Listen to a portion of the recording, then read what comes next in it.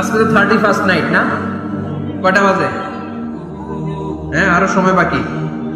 12টা বাজতে বাজতে আরো দেরি অনেক। এই যে নতুন বছরের জন্য প্ল্যান নেন, ঘরটারে কি করে সুখী সমৃদ্ধ বানাবেন। প্রতি মাসের জন্য কয়টা সূরা?